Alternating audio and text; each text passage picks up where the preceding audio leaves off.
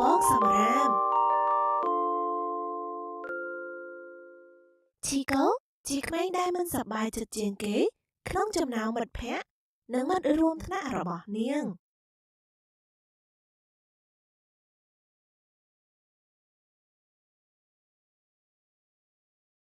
នាងក៏អាចជាក្មេងដែលមិនសប្បាយចិត្តជាងគេលើលោកនេះ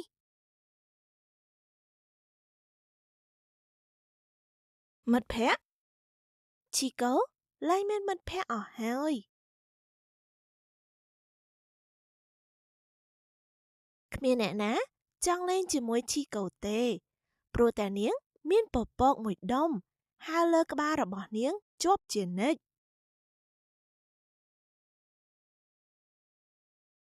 នោះគឺពពកសម្រាមមួយដុំ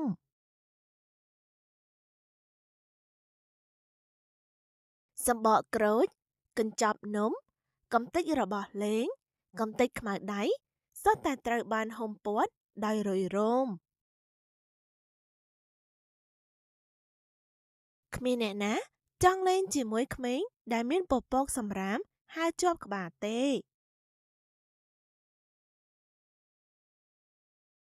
សាកគិតទៅមើលចុះបើសម្បកចេកស្អុយធ្លាក់លើក្បាលយើងវិញនោះ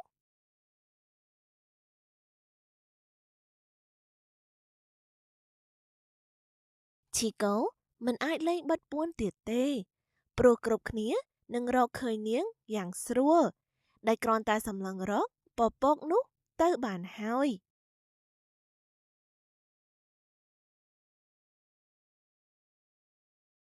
តោះ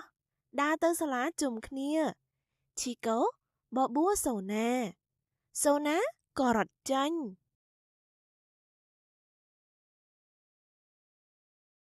ខ្ញុំសូមខ្ចីប្រដាប់ខួងខ្មៅដៃបានទេនាងសួរស៊ីធីប្រែទឹកមុខរួចដើរចេញទៅអង្គុយជិតអេសាវិញ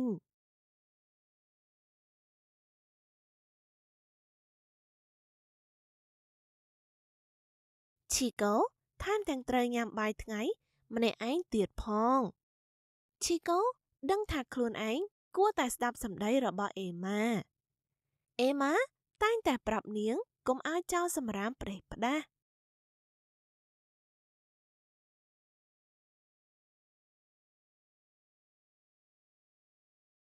កុំចោលសម្បកចេកតាមផ្លូវ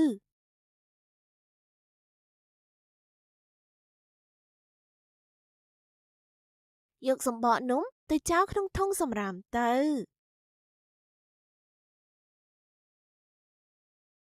ប៉ុន្តែ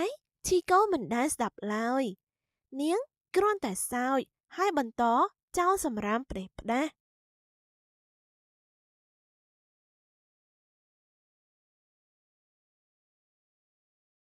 បន្ទាប់មក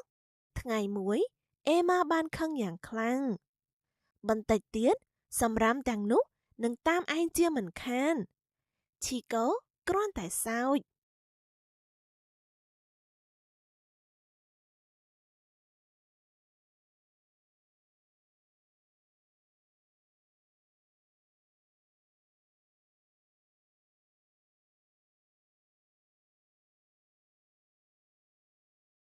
ឈីកូព្យាយាមរត់គេចប៉ុន្តែពពកសម្រាមនៅតែតាមនាងរហូតគ្រប់កន្លែង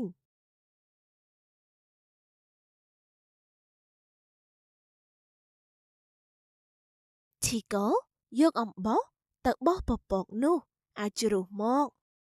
តែសម្រាមនៅតែមិនជ្រុះ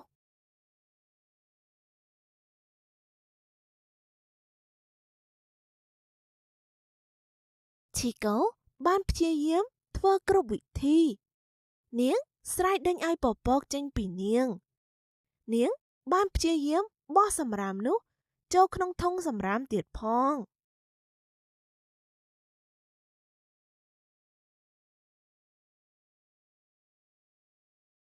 ប៉ុន្តែពពកនៅតែមិនចេញឈីកូពិតជាមិនសប្បាយចិត្តសោះ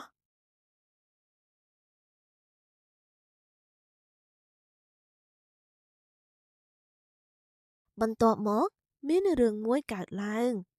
ឈីកូ បានឃើញឡាឡាបោះសំបកចេកនៅលើថ្នល់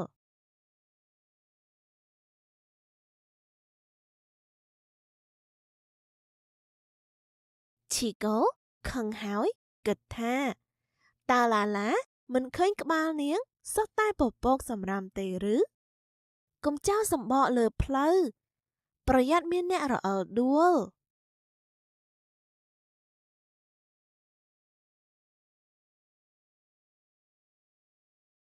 ឡាឡាខ្លាចពពកសម្រាមក៏ចោលសំបកចេកក្នុងធុង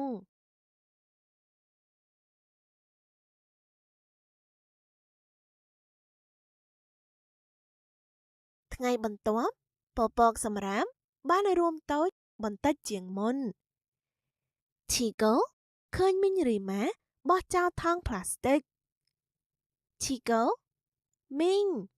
សូមមីងរើសថង់ហើយយកវាទៅប្រើវិញមីងរីម៉ាក៏រើសថង់ទុកវិញ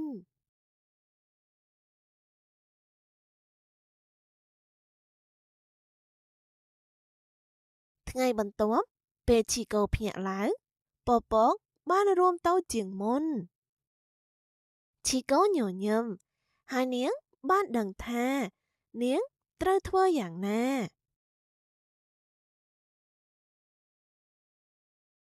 ពេលមានអ្នកចោលសម្រាម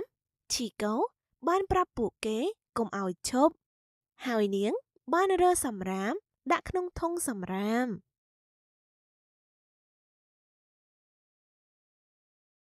ភូមិរបស់នាងក៏ស្អាតបន្តិចម្ដងហើយពពកសម្រាមក៏តូចទៅរហូតដល់ថ្ងៃមួយពពកនោះក៏បាត់អស់តែម្ដង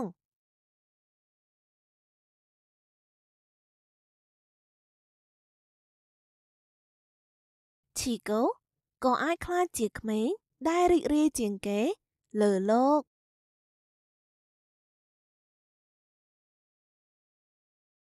ឈីកូមិនចោលសម្រាមផ្ដេសផ្ដាស់ទៀតទេ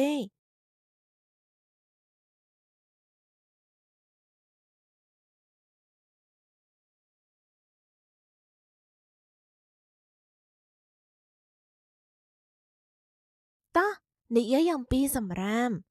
តើប្អូនមានដែលឆ្ងល់ថា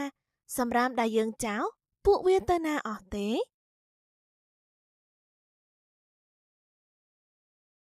វានឹងមិនក្លាយជាពពកលើក្បាលយើងទេយើងអាចឃើញវាក្នុងធុងសម្រាមធំជិតផ្ទះរបស់យើងនៅពេលយើងបោះសម្រាមចោលផ្ដេសផ្ដាស់សម្រាមនឹងនៅតាមគៀនផ្លូវដើរ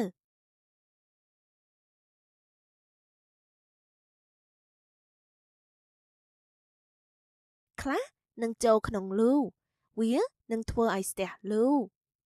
មានរុយរោមដែលអាចបង្កជំងឺកាចសាហាវគួរឲ្យខ្ពើមណាស់មែនទេគ្មានអ្នកណាចង់រស់នៅក្នុងបរិយាកាសកខ្វក់ទេសួរតាឈីកូទៅដឹងហើយ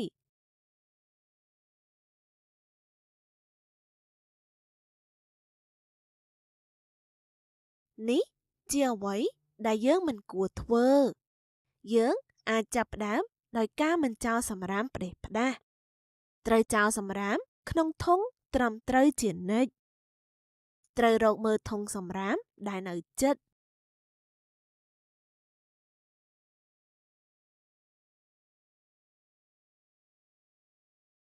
បន្ទាប់ពីញ៉ាំចេកហើយកុំចោលសម្បកតាមផ្លូវត្រូវច្រកសម្បកទុកហើយចាំដល់ឃើញធុងសម្រាម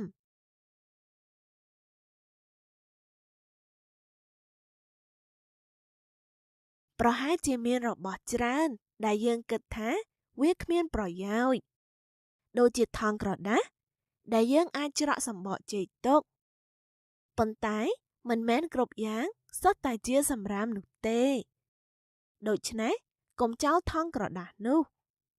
យើងអាចយកថង់នោះទៅប្រើបន្តទៀតបាន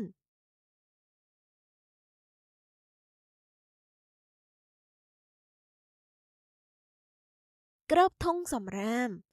ដូច្នេះរុយមិនអាចរោមបាន